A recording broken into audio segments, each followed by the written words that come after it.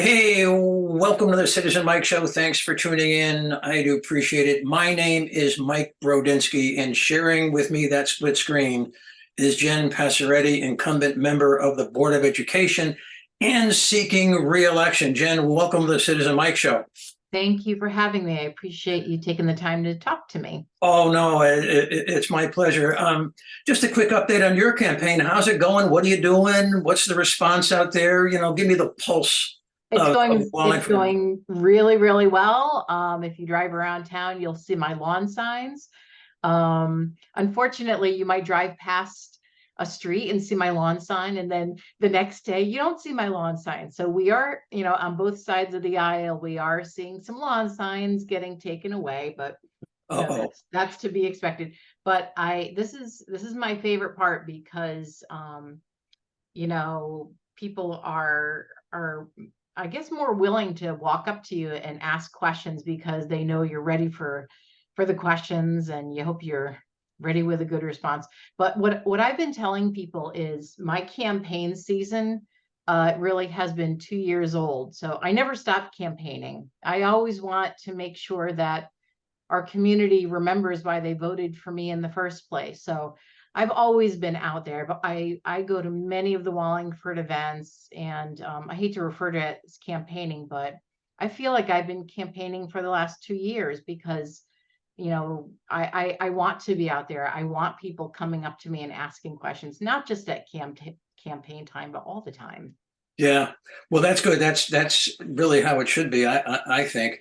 Hey, we got a lot of serious business to cover, so I want to get down to some of the substantive topics. And pretty much everything we're going to talk about goes back to some serious legislation passed in Hartford this year that impacts the education community in really a comprehensive and serious way. One of those legislative changes that's gotten a lot of attention has to do with kindergarten and the age for eligibility. Would you walk us through what happened and the impact and Yes. go from there? Yeah. So there's a lot of moving pieces to this. And it really originated with the teachers that just have come to the realization very quickly, but they wanted to have a voice because they're seeing these younger students who are coming into kindergarten who are underprepared for kindergarten. And the reality is a kindergarten teacher could reasonably expect an age range of 4 years old to 6 years old. And it's a huge gap, and that's a critical developmental time in a child's life. How do you teach these skills as a kindergarten teacher when you have a 4 year old and a 6 year old and everything in between?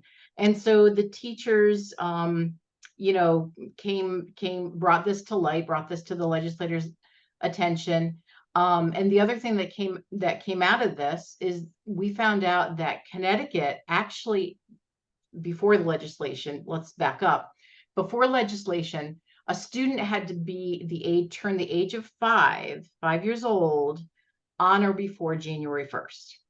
Connecticut has the latest age timeline of all the states. So we are sort of in last place when it comes to that. As a matter of fact, there's only three states that have a later timeline, later than, I think it's September. And we are the only one that has that timeline past October. So we were sort of behind, and I guess it was time for us to kind of come and be more consistent with what the other states are doing. So that makes sense. But the repercussions can be serious for So, many families. give me an example as to the dilemma that some families find themselves in view of this change, like a before and after. Yeah. So, this legislation just came about this summer, and it's going to take place next summer. So if a family has a 3 year old and they have budgeted their family budget to allow for this child to start kindergarten next year and not have to worry about paying for daycare. Now, in just 12 months, they have to come up with the money to pay for this child to be in daycare if the student does not turn 5 years of age by September 1st. And their birthday could be September 2nd, Yeah. right? So if they do not turn 5 years old on or before September 1st, they need to come up with another 12 months of daycare for the student. So it's a very short amount of time. I've balanced my own family budget, and there are families out there that budget their finances multiple years out, not just year to year. So we're looking at low and middle income families that this is going to be quite a burden for them if they're counting on their child being in full day kindergarten a year from now. And that might not happen for many people. A couple things. Do you think everyone is aware, everyone who needs to be aware of this is aware of it? Or are some people going to be surprised as the year goes on? I think, well, again, I'm probably going to be backing up a lot. One of the reasons why I really appreciate you letting me come on your show is I think more people need to know about these things, and not everyone is paying attention. So I'm hoping that through this, this brings to light for some people who watch the show. But I think it's going to be a surprise. I think anyone who is moving to Connecticut expecting one thing and then getting another thing, they might be a little bit surprised, right? But there is a silver lining, if you don't mind me Sure. talking about Yeah. that. Okay. So the silver lining is that the state does have a provision in there to allow individual schools to use their own discretion to allow a child to start kindergarten earlier than, and so let's say the child was born October 6th today, right? Today's my birthday, so that's why I made a little joke. So let's say their birthday was October 6th. But they were ahead, and the parent feels that their child would excel indeed in kindergarten. Then the parent would write to the district and make the request, and then that student would be evaluated and assessed by each school. So it puts the control in the school's hands on who can be admitted into the school. Whereas before they didn't have that sort of control. Yeah. And I think what I hope might happen is that they assess children in such a way to reduce the burden a little bit for some families. The other thing that the downside, the other thing that we have to think about is that we are going to have a much lower enrollment in kindergarten next year. So we're going to have extra teachers and not enough students. And as far as pre-K, we're going to have too many students and not enough teachers. So that presents another dilemma, a capacity issue. And pre-K teachers have a very specific certification. So we can't easily move a kindergarten teacher to go have them teach pre-K because the certifications are a little bit different. So we might be looking at the state easing some of those certification requirements in order to ease our capacity issues. But that's something that is a very real issue that we may be facing 12 months from now. And other than kind of adjusting to this pre-K, there's nothing else that the school district can do. And on a case-by-case basis, allowing young students to go to kindergarten, but there's no other remedy, I gather. Well, the other remedy would be difficult to do in 12 months. More staff on the pre-K level, and what do we can't say less staff on the kindergarten level because we certainly don't want to do that. But at least the control is within each school to know what their capacity is and how many students that they can allow into their kindergarten classes. And hopefully the teachers will also have a say in that, because the teachers know what their classroom looks like, and the rigors of kindergarten.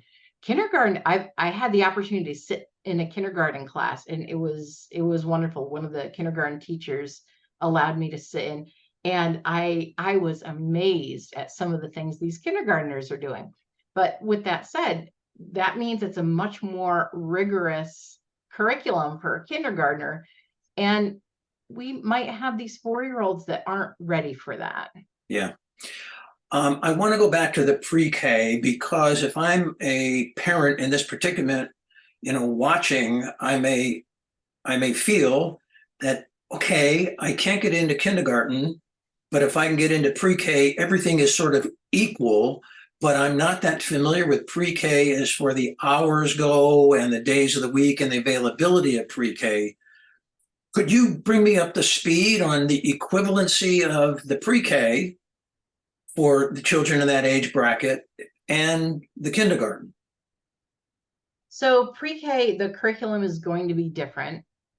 Whereas kindergarten, much like as you go from grade level to grade level, it gets a little bit more rigorous at a time. So the pre-K will be focused more on play learning, right? And that's another part of the legislation that just came out. I'm not going to go down that road, but play learning throughout elementary school, that topic in and of itself is part of more legislation. But anyway, so there is more play learning in preschool. Would the hours be the same from the parent caregiver perspective? Would the hours be the same? So we have the option of part-time, but most people want the full-time pre-K. Right. Yeah, and for anyone who is really panicking over this, there are resources out there for families who are already thinking this is going to be a financial struggle for me. Calling 211 and getting those resources. There are resources out there, other alternatives other than enrolling your child in a $400 a week preschool program. So there are going to be resources out there. It's going to be, a little bit more work to find those resources, but they are out there. Okay. Let's change the subject for a minute. Members of the Board of Education had a very thorough briefing recently, I think it was October 2nd, on the test scores in the Wallingford School District. Yes. And there's a very, I'm going to use the word dense, but maybe it's substantive is a better word, presentation with a lot of visuals. I think they're between 30 and 40 slides up there. A lot of data, a lot of graphs, a lot of charts. And I wanted to get into that, but I wanted to start with maybe your big takeaways. What was, the most important part of all of that, sifting it to the bottom line? What's your thoughts? If I could pick one thing to take away, and I want everyone to watch that meeting, the October 2nd meeting. You might have to watch it a couple times. It's like you said, very dense, very comprehensive. There is so much information in there. And it does take a couple of times of watching before you can really get all the data. But the one thing that I walked away with, we have really in our district 2 categories of students. So we have a high needs student and we have non-high needs students. And so our high needs students include students that are English language learners, they're learning English for the first time. These are students that are special needs. There are students that have free and reduced lunch. And then we have students that are non-high needs. And when you are looking at test scores, you are looking at the test scores from both of those categories combined. But when you separate the two, you can see how different their test scores are. And it shouldn't come as a surprise. If you have a student who is struggling And I used the example during the meeting. One of the things that I said was that, if you have a student whose basic needs are not being met, either they have food insecurities or housing insecurities, or they have some sort of struggle, of course they're not going to be focused on academics. And how do we better support those students? Because test scores are very important in this town, and I understand that, because you have to have some sort of metric and some sort of benchmark to be able to tell how well your students are doing. So I don't discount test scores, but at the end of the day, when I look at students who are really struggling with other things and academics are the last things on their mind, I want to find a way to find them the resources that they need to really thrive. So that was one thing. And then I'm going to throw, so I know you said only pick one thing, but I'm going to tell you another thing. One of the things that our district is concentrating on, and I'm really proud of our district for doing this, is concentrating on an individual student's growth, not just a one-time test score, but the growth of that student, where they were last year and where they are today. So you can look at the test scores, and some people may look at them and say, like, oh, well, we may not be exactly hitting the benchmarks in this one area, but I'm very, very proud of our students for hitting their growth benchmarks. And I think that is just so important and something that should be celebrated. Were there trends, or were trends discussed at this October 2 meeting? Yes. And not all trends can be positive. Maybe they are. I don't know. But, sometimes things are encouraging, but other times there's things to work on. I'll phrase it like that. Yeah, no. And could you summarize what the trends were? Sure. Yeah. And even though we see something negative, in our minds, that's an area for us to improve on. So, it is kind of a little bit depressing when you see some low scores, but we need to think of that as an opportunity. Where can we bring these students to the next level? So one of the trends that was very, very clear is that our middle school students are really struggling academically. And I might be putting the cart before the horse a little bit here, but we did a youth risk and behavior survey in the spring. And that also told a tale that our middle school students are struggling with some serious things. So they may be correlated, I don't know. But I think one of my the thing that I focused on was looking at these trends on our middle school students, that their test scores are not where they need to be right now. That may be the subject of another episode, because I feel there's a lot of material there.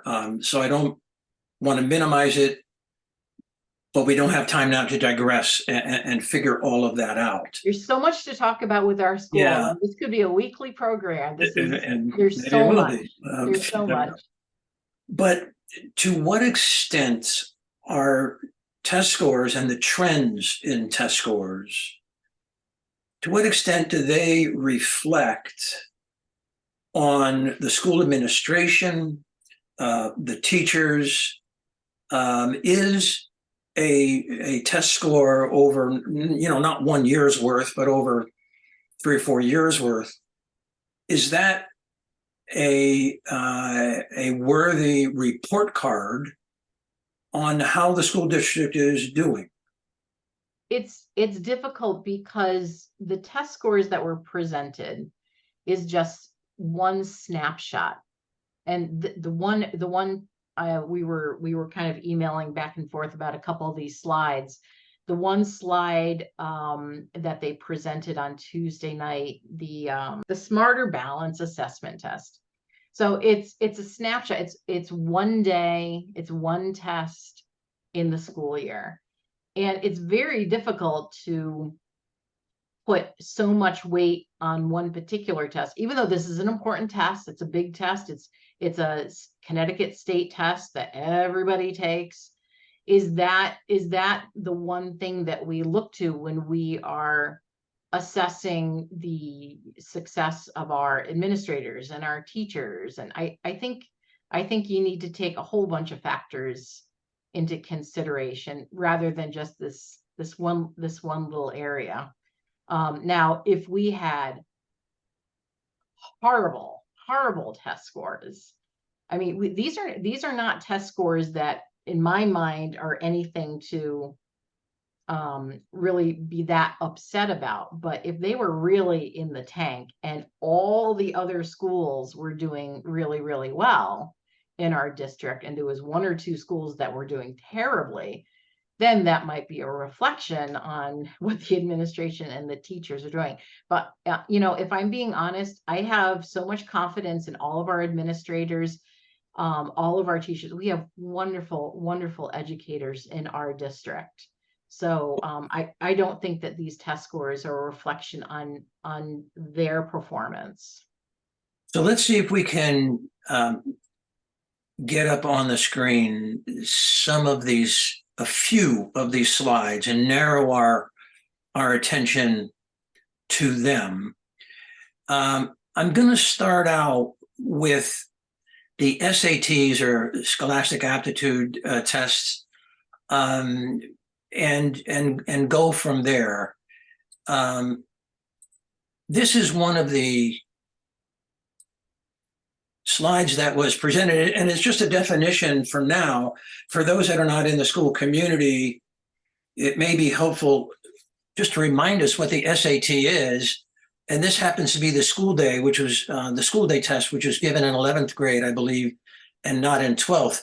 But it's a 3-hour examination, yikes, measuring college and career readiness.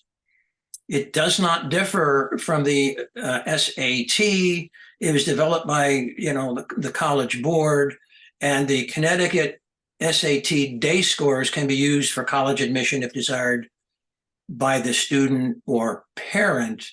And I can explain what a Connecticut SAT school day is, if you wish. Sure, yeah, let's do that. It's very interesting. So a student can choose to take the SATs at an SAT testing center.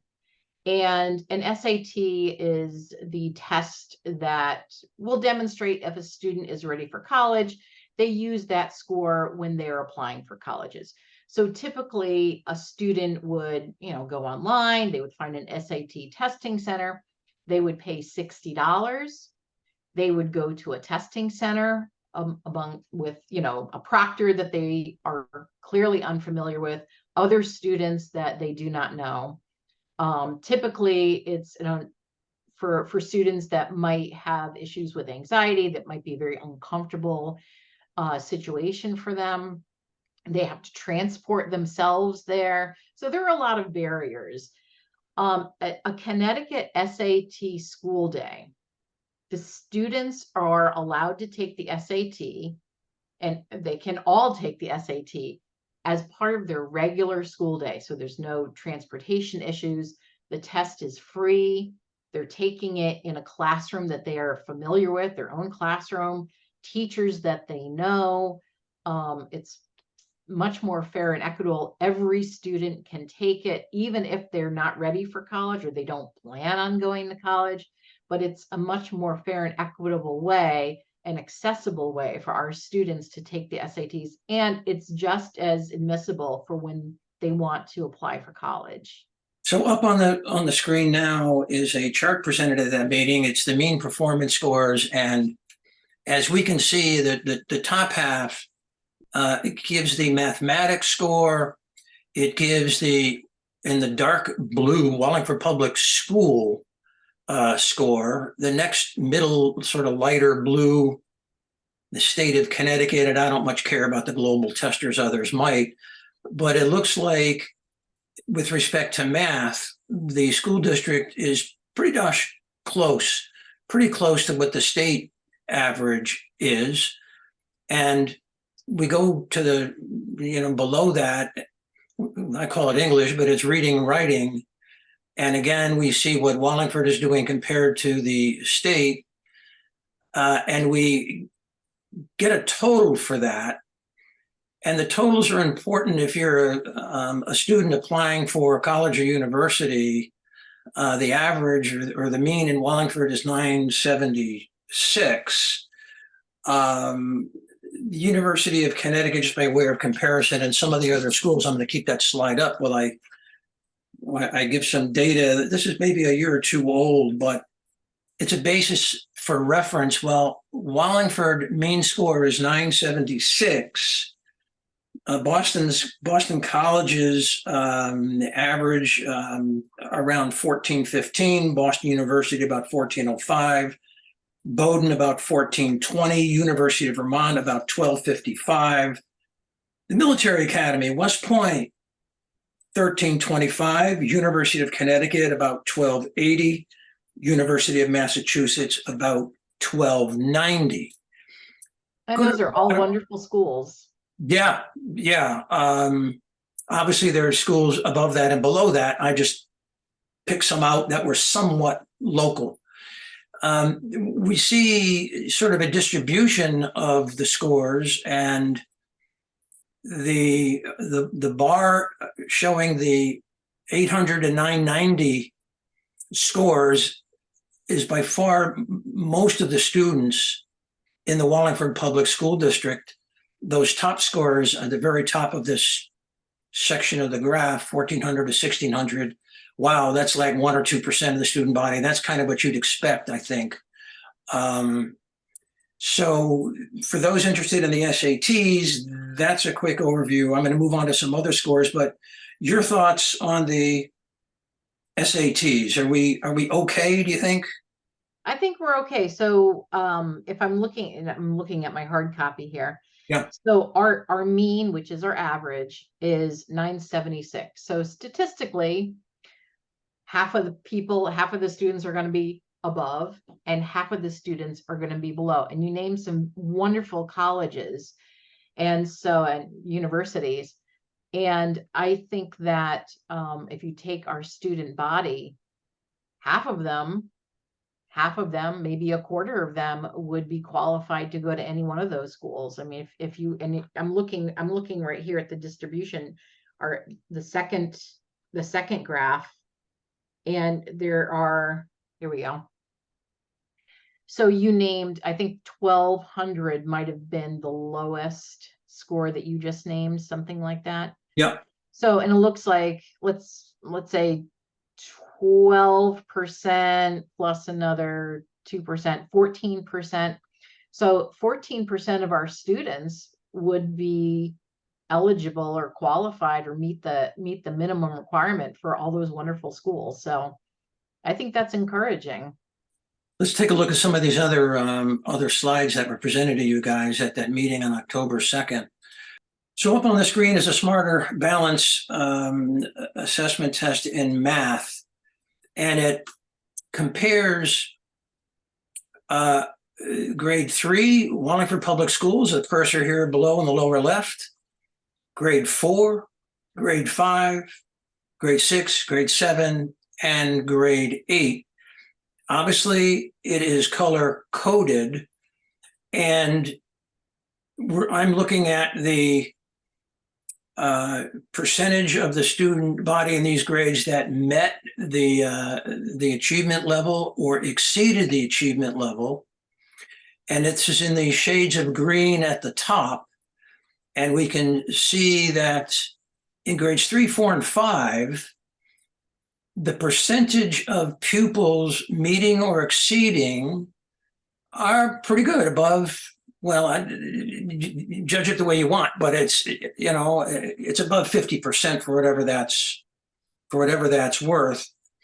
And it is concerning that a substantial amount of the student body is not meeting that or approaching, which is not the same as, meeting that achievement level. But the reason why I put the red arrow and the blue arrow is there seems to me to be a dramatic flip between the 5th grade and the 6th grade. Yes, exactly.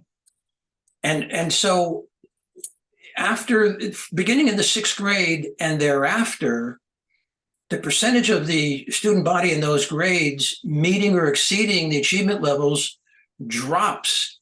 And in the fifth grade, in the sixth grade, the seventh grade, and the eighth grade, the percentage of the student body not meeting the achievement levels, that's the sort of the gold, yellow, and the pink, is dominant.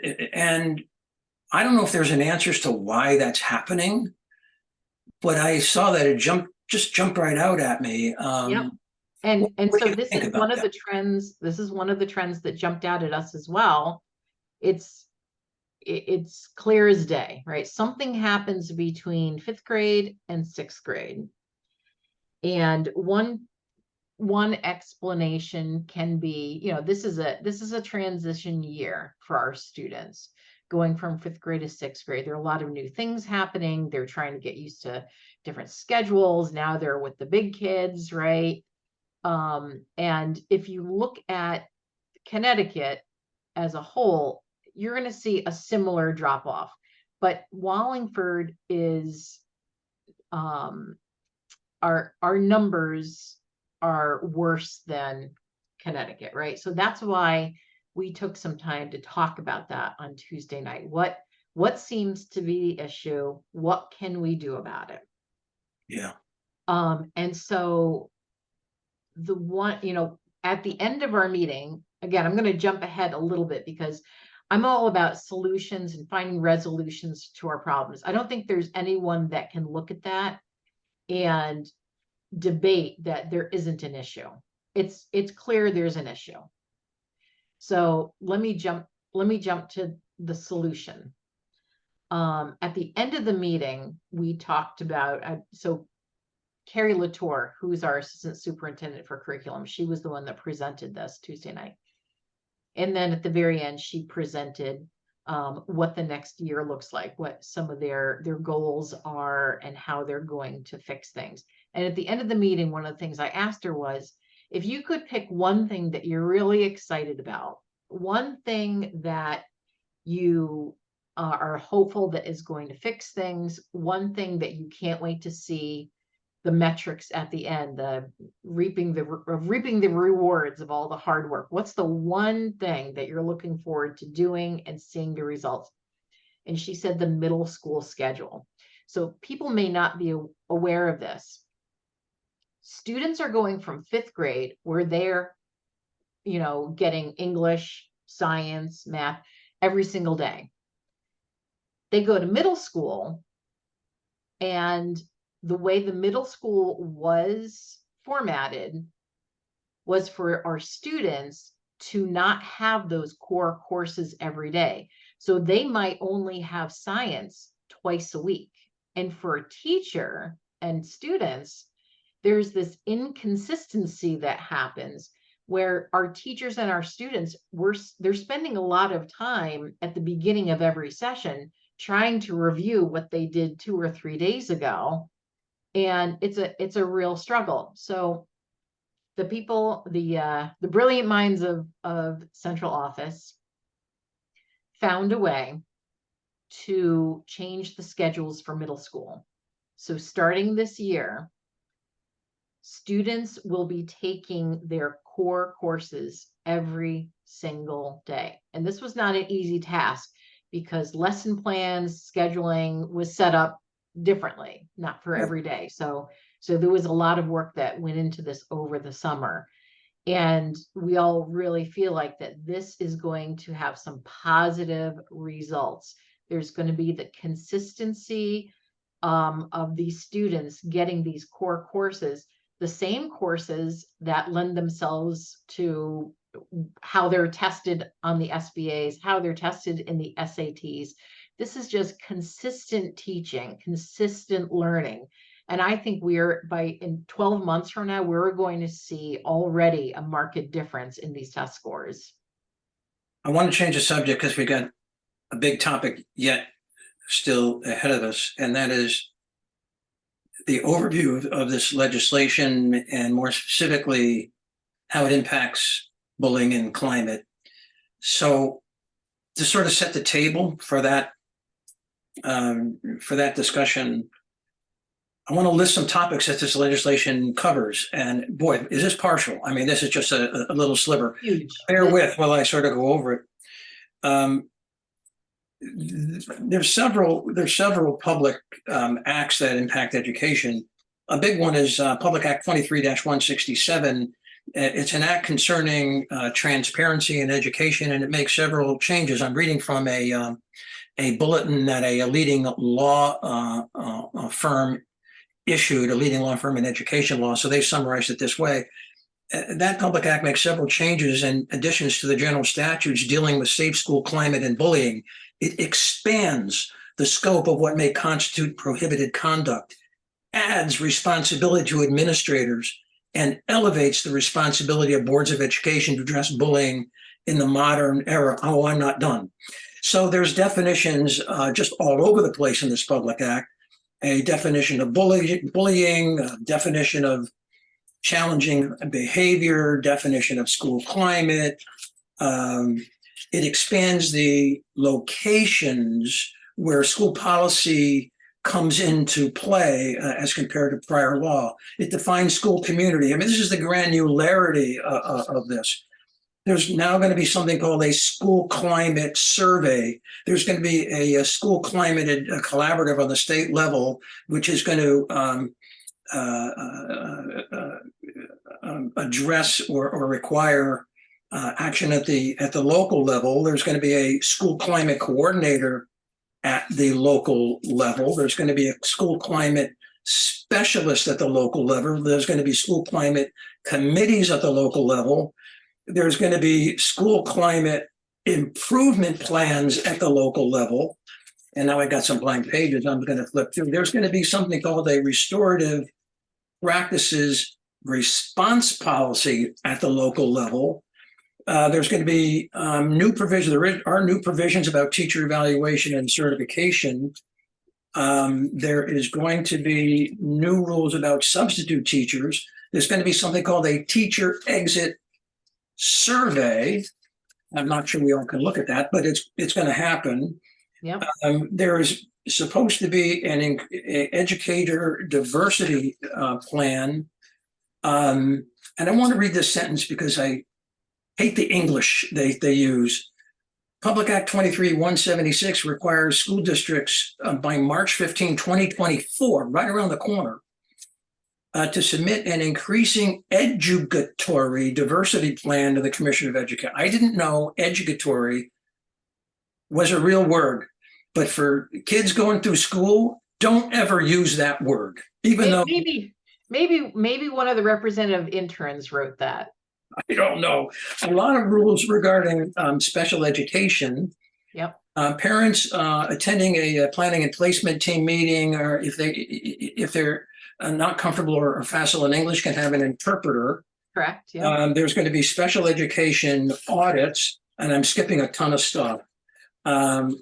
There's new rules regarding multilingual education. I just got two or three more, and then we'll move on here. But I just going through this because it's such, isn't it? It's really something. Yeah, and it's such a burden on everybody. But there's a couple of favorites coming up here. Yeah, resource officers. They've got more red tape that they have to follow. There's like an MOU, something about MOUs for the resource officers, reports, and all that. But I want to get to the new rules regarding bullying and climate. Now, because we don't have kids in the school system, and I'm a different generation, if someone talked to me about, school climate, I would think they meant air conditioning and heating and HVAC. Don't get me started on that either. That's not school climate. This is what the new definition of school climate is. Yeah. I think we used to call it school culture. We used to call it school culture. Oh, it incorporates all that. Let me just read this to show you what the State Department of Education is capable of doing. And then I'm going to pass it over to you. School climate means the quality and character of the school life. with a particular focus on the quality of the relationships within the school community. That's a defined term, by the way, and which is based on patterns of people's experiences of school life, and that reflects the norms, goals, values, interpersonal relationships, teaching, learning, leadership practices, and organizational structures within the school community. Okay. Jennifer, how is this new legislation going to impact bullying and school climate? So the off the cuff, we're going to be very busy. And during these times when I wish we had more than 9 members on the Board of Education, right? So I wish we could elect all of them, because there's going to be a lot of work to do.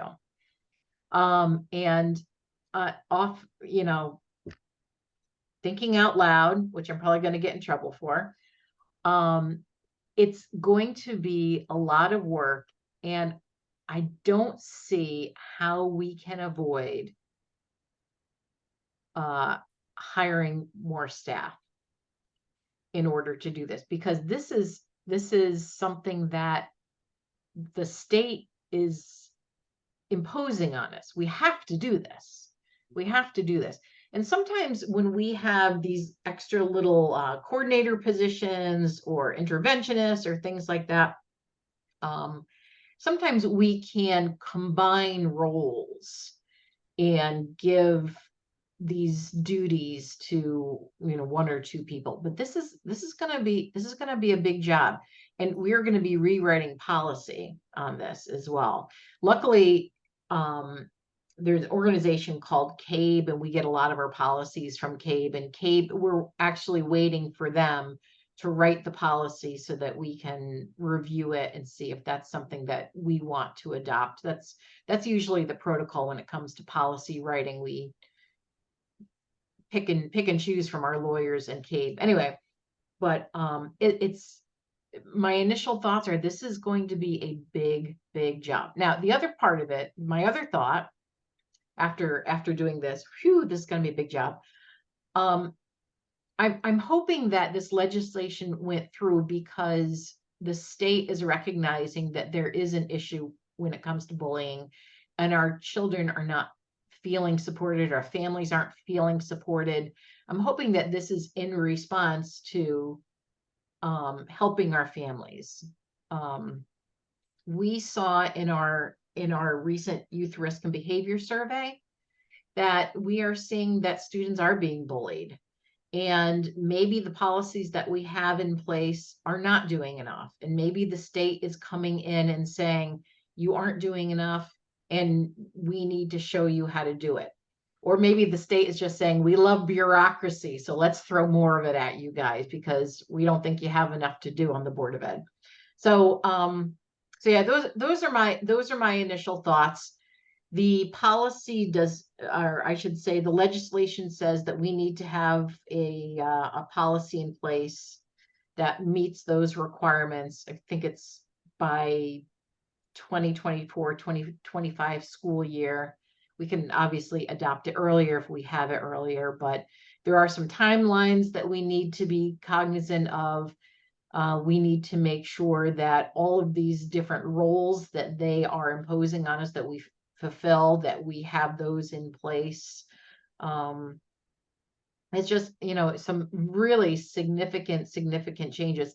And I hope that it's not for the bureaucracy of it all. And I really hope that this serves our families and our students in the end. I hope that it's not just to keep us all busy. Yeah, I don't know the answer to that.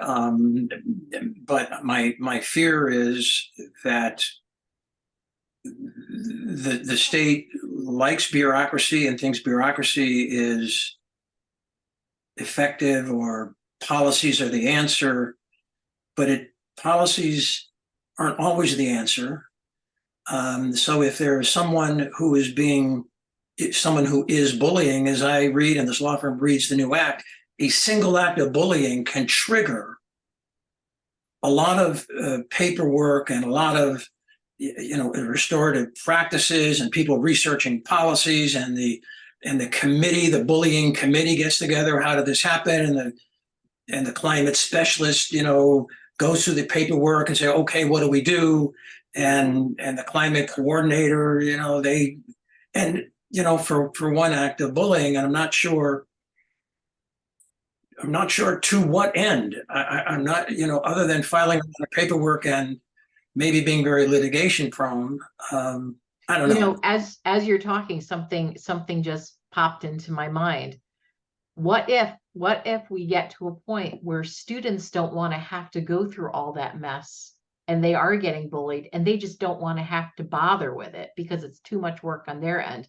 Because there is a responsibility of the student to fill out these forms and make the report, and potentially, I don't know all of the things that the student is going to be required to do, but there's going to be some sort of process involved that we might find out the students just don't even want to bother with it. And now students who would normally come forward to ask for help, maybe they won't even want to do that because it's so messy. But I always liked it. I have rose-colored glasses, I think. I hope this is something that's going to bring us in the right direction, but it seems, and I don't want to make light of the fact that it's a lot of work. If it benefits our students, I don't care how much work it is, we have to do it. And we see through these surveys that kids do need help. Of course, we're willing to put in the work, but you can't help but start to feel like this is the Connecticut state, as you said, bureaucracy at heart. I guess part of the purpose of my comments is to alert the viewers that if the Board of Ed adds a position or two or three and hires outside consultants or two or three and asks for more legal opinions at the hourly rate that the law firm charges, or two or three, as these incidents of bullying begin to pile up, it's going to cost the taxpayers money, and I don't see any way around it. Sure. But I think we're preparing the groundwork for look out. This appears to be a heavily bureaucratized problem now, and going to get worse. I want to change the subject, John. You mentioned a survey a little while ago. This is not the first survey of its kind. I think they come out every 3 or 4 years or something. But would you share with us your takeaway on what this survey alerted you to?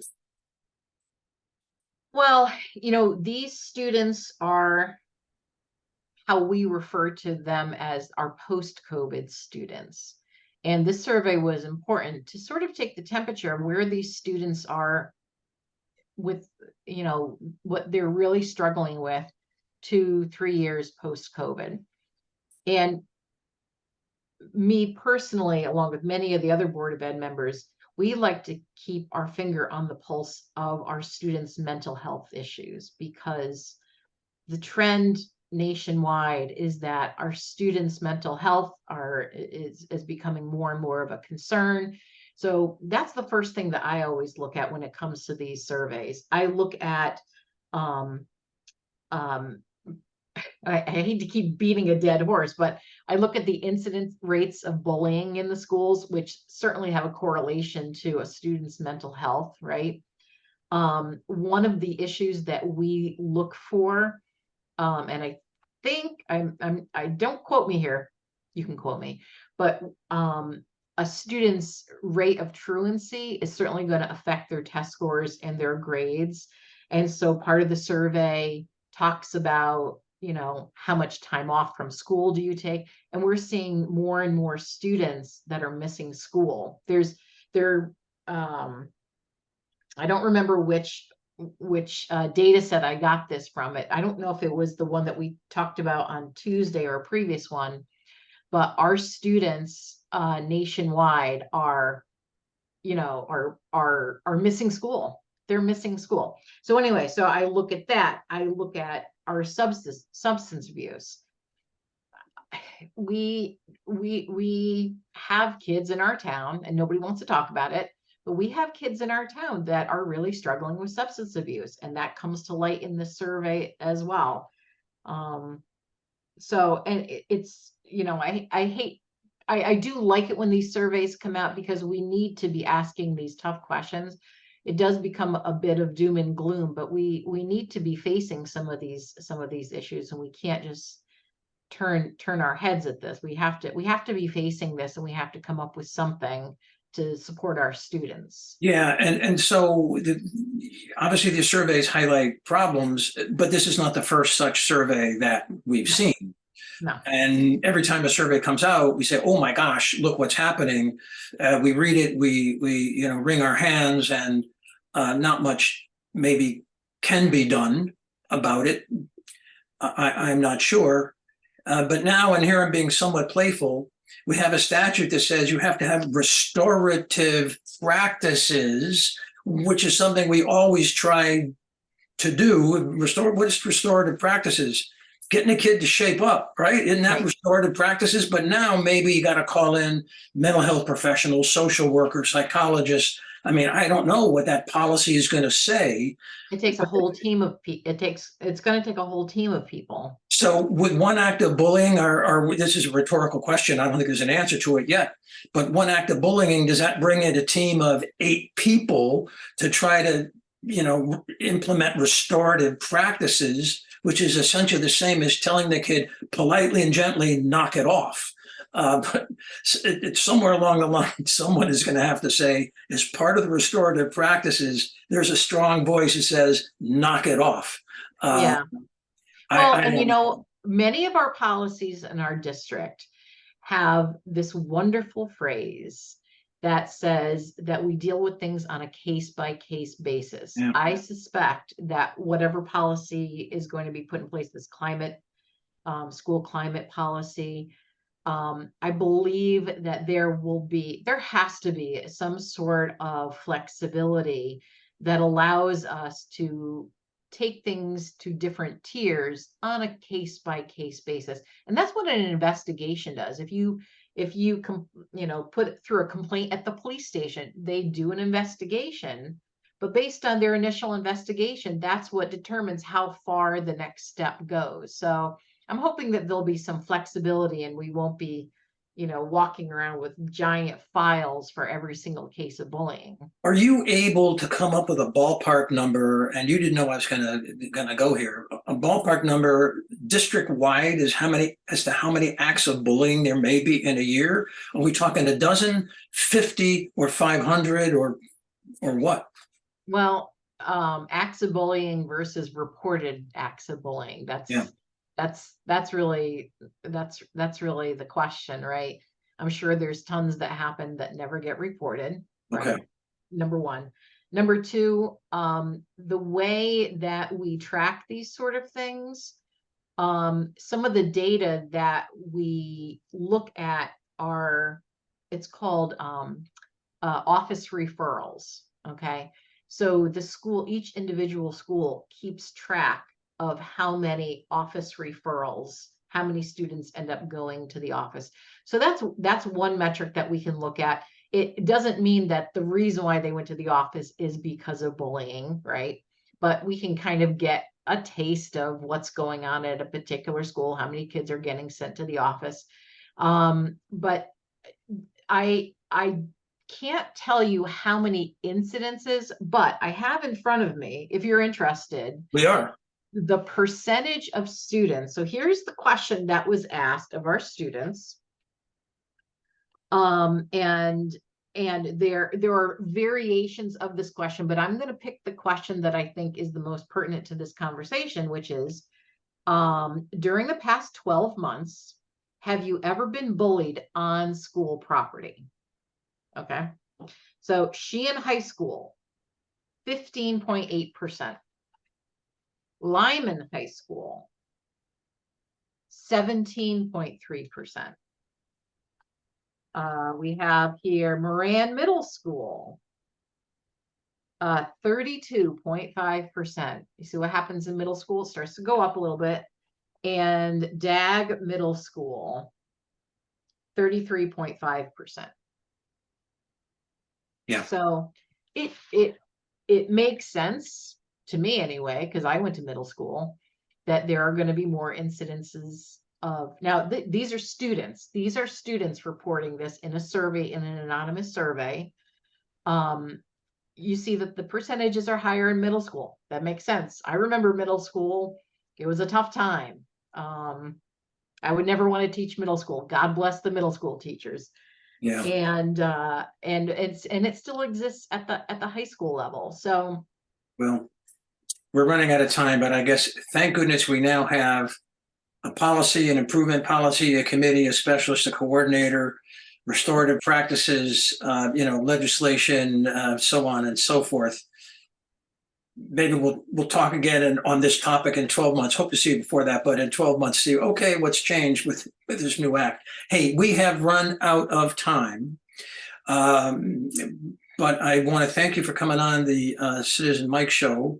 thank you for Good having luck me. in all your future endeavors on the campaign trail if you're reelected, implementing all of this and reporting back some progress. That good luck wish is heartfelt. Thank you. It's an amazing task. And thank you, viewers, for watching the Citizen Mike Show. We do appreciate it. Thanks to WPAA TV, which broadcasts the Citizen Mike Show at 9 at night. Good night, Jen. Thanks again. Good luck. Good night, everybody.